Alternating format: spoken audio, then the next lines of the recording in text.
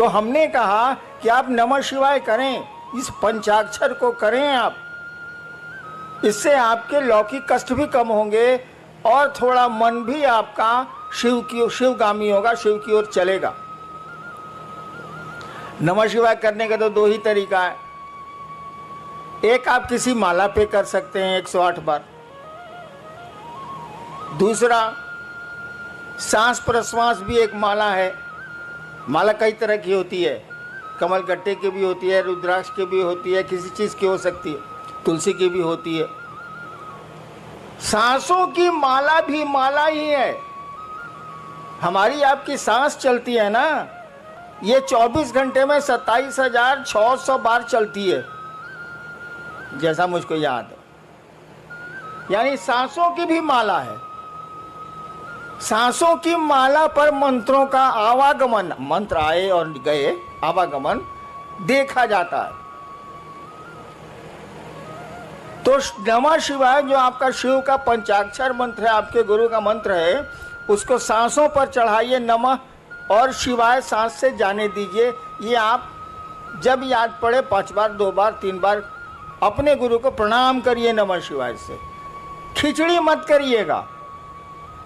बहुत लोग करते हैं क्या कि सांस पर भी कर रहे हैं और माला पर गिनती भी कर रहे हैं। मैंने स्टेशन जाने के लिए एक टांग रिक्शा पर रखे, एक टांग बस पर रखे। साले चितरा नहीं जाएगा। हम बताइए, हमको अभी स्टेशन जाना है, कल जाना है स्टेशन, हम एक टांग रखें टेम्पो में, एक टांग रखें बस में, तो मेरा क्या हाल होगा? अरे कोई एक ही सिस्टम ना अप्लाई कीजिएगा। जब मन करे आप टेम्पो से जाइए, मन करे बस से जाइए, दोनों पर एक के साथ कैसे चढ़िएगा?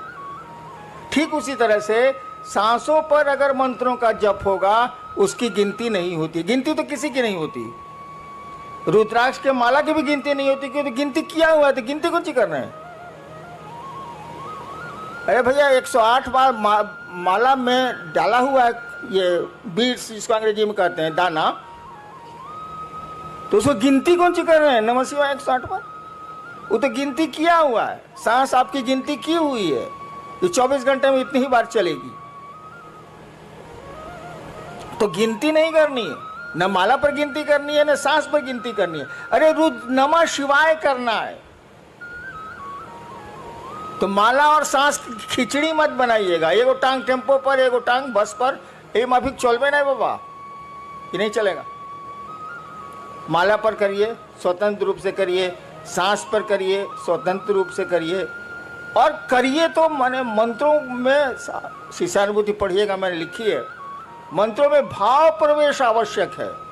यानी आप नमः शिवाय किए, सोच रहे हैं खिचड़ी पकी कि नहीं पकी, ये तो मंत्र जप नहीं हुआ। नमः शिवाय किया तो सोचिए कि अपने शिव को, नमः शिवाय का मानी क्या है? शिव को प्रणाम। नमः शिवाय किया तो सोचिए कि शिव को प्रणाम आपका मन कर रहा है। सोचिए, शरीर नहीं झुकाना है, हाथ नहीं उठाना है, मन आपका शिव को प्रणाम कर रहा है। दोबारा फिर नमः शिवाय करिए तो सोचिए कि मन आपका शिव को प्रणाम कर रहा है। इस तरह से 108 बार करिए। इस तरह से सांसों पर जपिए। सांस पर जपिएगा तो याद पड़ जाएगा, उसमें दिक्कत नहीं है। लेकिन माला पे, माला जैसे कीजिएगा, खिचड़ी याद आने लगेगी, चोखा याद आने लगेगा, अचार याद आने लगेगा। इसीलिए सोचिए कि नमः शिवाय का अर्थ होता है शिव को प्रणाम। आपका मन शिव को प्रणाम करे, तब नमः शिवाय का अर्थ हुआ, नहीं तो नमः शिवाय का क्या अर्थ? नेक्स्ट। मुंबई से भाई उर्वेश, इनकी जिज्ञासा है कि शिव भगवान और शिव गुरु में क्या अंतर है? कोई अंतर नहीं है। भगवान शिव और शिव गुरु में क्या अंतर है? महाकाल और महादेव में क्या अंतर है? अघोरेश्वर और शिव में क्या अंतर है? अरे एक ही सत्ता के कई काम हैं, इसीलिए कई नाम हैं। सत्ता तो एक ही है। मैं ही हूं, मैं एक हरिनारायण। मैं सरकार में ज्वाइंट सेक्रेटरी भी था, गाड़ी भी अच्छी चलाता हूं, पिस्टल भी बढ़िया चलाता हूं। तो आप कहेगा कि एक बार मैं गया था सीवान, तो गाड़ी खुद चला रहा था, एटीएम था उसमें पटना में। मैं सीवान गाड़ी बैक कर रहा था, बाजार का दिन था, कुछ महिलाएं थी, हमको कोई चिंता, गांव कितना जाते हैं हम, तो पीछे से किसी महिला ने कहा, ए ड्राइवर साहब लौको तो नहीं खे। हमारा साथी बगल में बैठा हुआ था कि है बॉस, आपको तो एडीएम से ड्राइवर बना दिया, तो जैसा काम कीजिएगा वैसा ही नाम न होगा। तो शिव गुरु और शिव भगवान शिव या कोई शिव का जो रूप है, सभी रूप उन्हीं के हैं, उसमें कोई फर्क नहीं पड़ता है, काम अलग अलग है, सो दिमाग में रखिएगा। गुरु से मांगिएगा तो जो चीज़ आपको आपके लिए गड़बड़ हो जाएगी भविष्य में वो नहीं देगा। महादेव से मांगिए तो लोग की शक्ति दे दिया ना, रहा न कोई रोन हरा। क्या मांग रहे हैं, किससे मांग रहे हैं, एक ही आदमी वो। गुरु से मांगिएगा तो वही देगा जो आपके लिए शुभ होगा। महादेव से मांगिएगा तो मांगिए, वहां पहुंच हो गई तो जो मन करे सो ले लीजिए, लूटा जाइए चाहे लूट लीजिए। महाकाल से मांगिएगा तो उतना किसी से दोस्ती करता है ना दुश्मनी करता है, कालनी संगी होता है, उसकी संगति किसी से नहीं होती है। कहा जाता महाकाल तेरी दया भी छलना है। महाकाल से दया मांगिएगा तो वो छल देंगे। कहे काल किसी का दोस्त होता ही नहीं, न किसी का दुश्मन होता है न किसी का दोस्त होता है। सत्ता तो वही एक ही शिव हैं, वही ज्ञानदाता के रूप में गुरु हैं, वे ही महाकाल हैं, वे ही सब कुछ। नेक्स्ट, ये सूरत पांडेसरा जगह है, भाई आशीष सिंह हैं, इनकी जिज्ञासा है कि आओ चलें शिव की ओर, इस पंक्ति का भावार्थ समझाने की कृपा करें। भावार्थ, शब्दार्थ नहीं बुझा रहा है। एक बार ऐसे ही हमने बोल दिया था, कैद मांगी थी रिहाई तो नहीं मांगी थी। अब चर्चा में इस पर जिज्ञासा हो गई हमको कि इसका क्या अर्थ हुआ। हमका महाबकलोल है सब। अरे कैद मांगी थी, मैंने जेल मांगा था, इस साल हमको छोड़ कर दिया, ये पूछना क्या है। कैद मांगी थी रिहाई तो नहीं मांगी थी। हम कहा था कि महादेव से कहा है कि हमको बांध के रखिए अपने शिव भाव में, आप छोड़ देते हैं तो धरती हमको पेर देती है, इसीलिए कहा था कि कैद मांगी थी रिहाई तो नहीं मांगी थी। ठीक उसी तरह से मैं एक दिन चर्चा करके उठा, नहीं उस दिन मैं कुछ बोला ही नहीं। अचानक हमने कहा किसी को कुछ कहना है तो कोई कुछ नहीं बोला, तो हमने कहा हमको कुछ कहना है, और हमने एक शब्द कहा था, एक वाक्य कहा था, आओ चलें शिव की ओर। वही आजकल आपका स्लोगन भी हो गया है, आओ चलें शिव की ओर। मैंने ही कहा था ऐसे ही कि आओ चलें शिव की ओर। अरे धरती पर आए, यहाँ से जाना है ही, यहाँ बहुत सारा काम करते ही करते हैं हम लोग। एक काम और करें कि मन को समझा लें कि चलो शिव की ओर यार, कहाँ फंस गए हो। दुनिया में रहो जरूर, लेकिन दुनिया के राह हो के राह मत जाओ, बहुत खराब स्थिति। आओ चलें शिव की ओर, इसका भावार्थ बहुत गूढ़ है, बहुत गूढ़ है। उस स्टेज पर आपको जाना होगा तभी समझ में आएगी बात कि आओ चलें शिव की ओर। एक सुदूर क्षितिज से आती हुई मध्यम मध्यम आवाज़ है जो इंसान को बोल रही है, आओ चलें शिव की ओर। उस आवाज़ को कोई सुन पा रहा है, कोई नहीं सुन पा रहा है। नेक्स्ट, मुंबई से हैं भाई रामनाथ ठाकुर जी। साहब श्री कहते हैं कि शिष्य भाव जागरण के लिए, हे शिव आप मेरे गुरु हैं, मैं आपका शिष्य हूँ, मुझ शिष्य पर दया कर दीजिए। इस मूक संवाद को प्रतिदिन बारंबार संप्रेषित किया जाए। कुछ लोग कहते हैं शिव दया शिष्य भाव के साथ ही मांगने पर गुरु दया करेंगे। कृपया स्पष्ट किया जाए कि दोनों विरोधाभासी क्यों लगते हैं। ये बात ही, सवाल ही हमको स्पष्ट नहीं हो रहा है। क्या इसका अर्थ क्या हुआ, सवाल का अर्थ क्या हुआ? अरे आप समझाइए ना, क्या इसका माने हुआ। एक पक्ष कह रहा है कि गुरु से दया मांगिए, प्रतिदिन संप्रेषित कीजिए। दूसरा व्यक्ति कह रहा है कि जब तक आप भाव से नहीं मांगिएगा आपको दया नहीं मिलेगी। इतना ही बात ना है। जी जी। सुन लिया ना, एगो साधु जी थे, तो उनको गांव वाला लोग बुलाया कि आइए, बड़ी दिन से आप गांव के बाहर रहते हैं पहले के ज़माने में, आज गांव में के आपके सम्मान में एगो प्रीति भोज देंगे, मैंने खाने पीने वाला प्रीति भोज। आप नहीं दे रहे हैं हमको, लेकिन उस साधु को दिया था। आया तो साधु आया तो कुछ तो सवाल जवाब होबे न करेगा। तो कुछ लोगों ने पूछा कि बाबा बताइए भगवान है कि नहीं है। तो साधु बोला कि कौन लोग कहते हैं कि भगवान है, जरा हाथ उठाएं। तो हाथ उठा कुछ। कौन लोग कहते हैं कि भगवान नहीं है, वो लोग हाथ उठाए। तो कुछ लोग हाथ उठाया। कहा कि आप लोग दोनों आपस में समझा लीजिए, हम जाते हैं। तो दो तरह का बात, तब दो तरह का बात है, दोनों आपस में समझा लीजिए, हमारी क्या जरूरत है भाई साहब। क्या सवाल है? वही है कि दया के साथ। अरे बेवकूफ, वो सब आपको नहीं बोल रहे हैं, हम भी वही हैं, प्रश्नकर्ता को बोल रहे हैं। अरे भाव क्या है भाई? पत्नी का भाव है आप में, पुत्र का भाव है आप में, पिता का भाव है आप में, है? मेरा का भाव है कि आपकी चप्पल कहाँ है, आपके पॉकेट में पैसा कितना है, आपका घर कहाँ है, घर कौन सा है, सब पहचानते हैं आप। पैसा नहीं बोल रहा है कि ये भैया ये भैया ये भैया हम 502 रुपया बनी। आप जानते हैं कि 502 रुपया मेरे पॉकेट में है, इसीलिए कि आपका पैसा है वो। एक चीज होती है विचार, एक चीज होता है भाव। विचार दिमाग से उठते हैं, थिंकिंग है विचार, थॉट है। यह विचार कि हे शिव आप मेरे गुरु हैं, एक विचार है ये।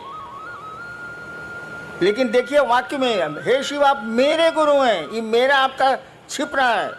जहां मेरा सामने आया कि मेरे गुरु हैं, तब फिक्र हो जाएगी कि मेरी चप्पल कहाँ है, मेरा महादेव कहाँ है। और जब ये बात आपके दिमाग से दिल में उतरेगी तो भाव है। भाव कुछ नहीं है बाबू, जो बात दिल से उठती है वो भाव है, जो बात दिमाग से उठती है वो विचार है, और कुछ नहीं है। तो कहा गया कि विचार को बार बार अपने दिमाग में आने दोगे तो ये दिल में प्रवेश कर जाएगा। उदाहरण दें, हम लोग बहुत जगह अफसर रहे हैं, बाबूजी भी अफसर रहे हैं, तो बदली होती रहती थी, अफसर कॉलोनी थी।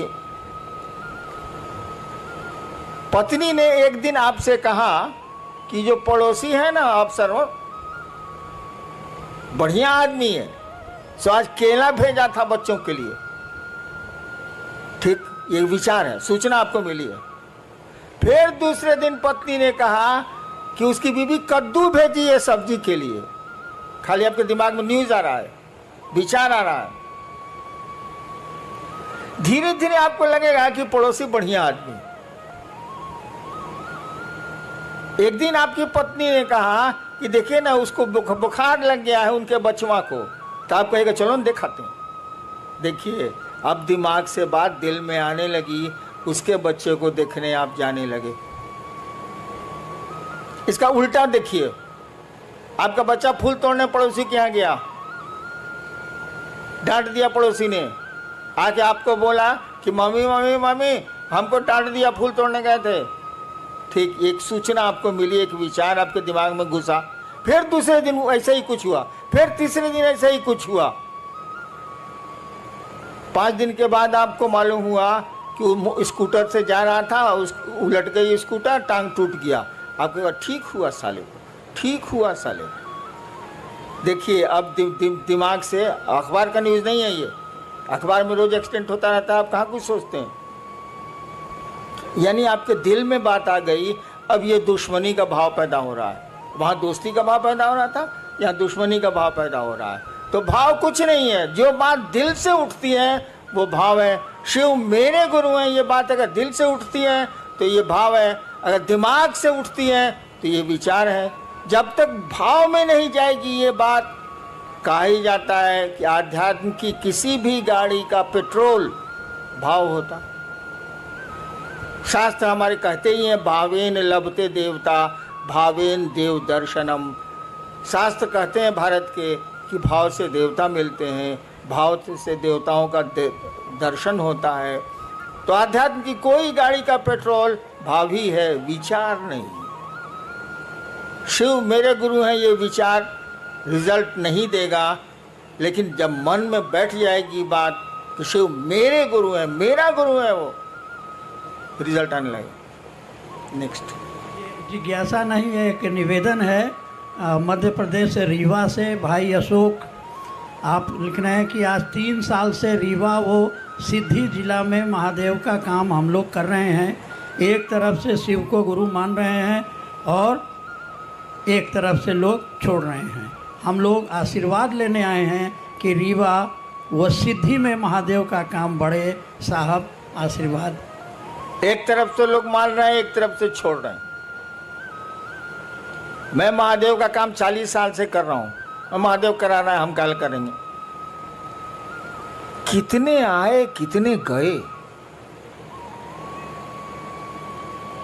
अंग्रेजी में एक कविता है, मेन में come and may go, main मे गो। लोग आते हैं जाते हैं, but I go on for ever. मैं जाता हूं तो हमेशा के लिए जाता हूं। तो किसकी चिंता करोगे, कौन आया कौन गया। महादेव की दया जिस पर हुई वो रहेगा। हैं लोग कि नहीं मेरे साथ। मैं इनका विद्यार्थी था कॉलेज का 67 में। यही मंडल जी पढ़ रहे हैं जिज्ञासा। इनको मैं जबरदस्ती, उस समय शिव गुरु नहीं थे मेरे, जबरदस्ती एक दिन श्मशान ले जाता था और दूसरे दिन कब्रिस्तान ले जाता था। 1 साल कंटिन्यूअस। जबकि मेरे प्रोफेसर लेक्चरर थे, मैं विद्यार्थी था इनका फर्स्ट ईयर का। इनको मैं ही पकड़ के ले जाता, चलिए मसान। तो जिसको टिकना है वो टिकते ही हैं, जिसको नहीं टिकना है उसको कितना टिकाओगे। हाँ, महादेव से दया जरूर मांगो कि सभी टिकें, सभी रह जाएं, कोई छूटे नहीं, कोई टूटे नहीं। कोशिश तो हम लोग यही होनी चाहिए। करो, आगे बढ़ो। भाई मनोज सिंह है सूरत से। क्या शिव को गुरु बनाने के उपरांत भी पारंपरिक गुरु दीक्षा लेना आवश्यक है? किसी भी अनुष्ठान या मुहूर्त में लोगों द्वारा पारंपरिक दीक्षा द्वारा शरीरधारी गुरु द्वारा गुरुमुख होने का दबाव बनाया जाता है। भाई मेरे भी बिया में बनाया था। आप यही नहीं कह रहे हैं, कोई सब अनुष्ठान करने के पहले पंडित मैंने कहा जाता है कि आपके गुरु कौन है। मेरी शादी है स्टेट में है, चली गई पत्नी मेरी शादी में भी यही हुआ था। स्टेट का पंडित था, पंडित जी थे बेचारे, मर गए, कहा हम था। बोले आपके गुरु बउआ जी कौन है? तो हमारी तो बोली तो भाई सिवान वाली थोड़ी खराब है। हमने कहा कोई साला मेरा गुरु नहीं है। तो लोग बका गया कि लड़का है ब्याह के मंडप पर बैठा हुआ, कहता है कोई साला मेरा गुरु नहीं है। तब मेरी पत्नी से पूछा, उस समय पत्नी हुई नहीं थी, वो होने वाली थी 2 घंटे के बाद। पत्नी से पूछा कि आपके गुरु कौन है? बोले कोई नहीं। तो पंडित जी बोले कि चलिए शिव को गुरु मान लीजिए। हम कहा मैं नहीं मानूंगा। पत्नी ने कहा हम मान लेंगे। इसीलिए बाद में कहती थी कि आपसे हम सीनियर हैं। हम कहा तुम ब्याह करने के लालच में मानी हो, हम लालच में नहीं माने। हाँ, तो हम बिना गुरुए के ब्याहो कर लिया, तुम इसी की चिंता में पड़े हो जी। बट इससे बड़ा कोई अनुष्ठान होता है ब्याह से ज्यादा बड़ा? मस्ती करो, कहो कि शिव मेरे गुरु हैं, दीक्षा की क्या जरूरत है? गुरु की दया ही दीक्षा होती है। दीक्षा का मानी समझते हो यार? जी, एक कई लोगों की ये जिज्ञासा है, जिसमें मुंबई कल्याण से हैं भाई सुनील मौर्य। तो शिव को गुरु बनाने के बाद भी कठिनाइयाँ पीछा नहीं छोड़ रही, इसकी क्या वजह हो सकती है? एक तो आप नमः शिवाय अगर ठीक से करते हैं, 108 बार अगर माला पर करते हैं, माला 108 की होती ही है,